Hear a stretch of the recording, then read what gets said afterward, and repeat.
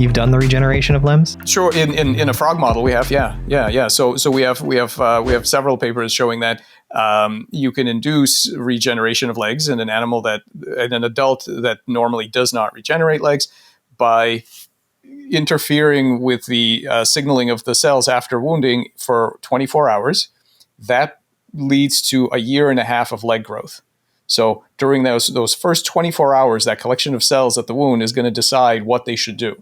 And you have the ability to intervene in that decision and push them one way or the other. Not micro-specify how to make a leg, not tell them what to make, but just literally push them and say, not scarring and not nothing, but actually make whatever normal organ goes here.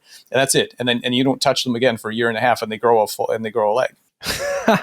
You're really expanding my mind right now. And I talk to technology people that do crazy things all day, but this is like exceptionally interesting. Have you had thoughts about this and how it relates to consciousness in general? Very much so, yeah. This is so my lab works at the intersection of developmental biology, computer science, and cognitive science. And the reason I weave those three disciplines together is because I think that all of this is fundamentally an example of collective intelligence and problem solving. So cells getting together to build one thing versus another thing is the navigation of a cellular collective intelligence through a kind of problem space. It happens to be anatomical morphous space. So meaning the shape of the space of possible configurations of a hand, a head, an eye, whatever it's going to be. So to me, this is all part of when somebody asks what kind of science I do, I still think of myself as a computer scientist. I think that what we're studying is computation, just happens to be in a living medium, but that doesn't matter. What matters is we really want to understand how these very competent subunits, including cells and molecular networks and so on, scale up towards very large goals. In other words, build a limb or regenerate a limb if it's damaged, or keep maintaining a limb, or those kinds of things.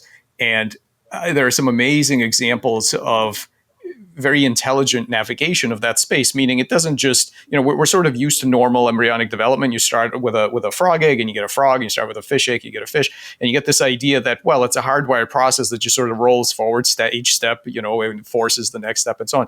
That's really not how it is. It's a very dynamic process that can make up for all sorts of interventions. You can make the cells bigger, larger. You can add cells, remove cells. Heck, in the human, you can cut the early embryo in half and you get two perfectly good monozygotic twins.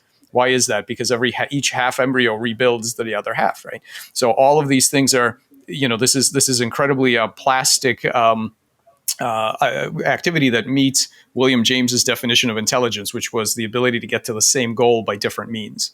So this has absolutely, I don't say too much about consciousness per se, but I say a lot about cognition, and the idea that what you're looking at is a collective intelligence solving problems in a space that you're not used to looking at, right? We're used to looking at three-dimensional space and animals solving problems in 3D space by moving around, right? You see, monkeys, dogs, octopus, whatever is going to do these things.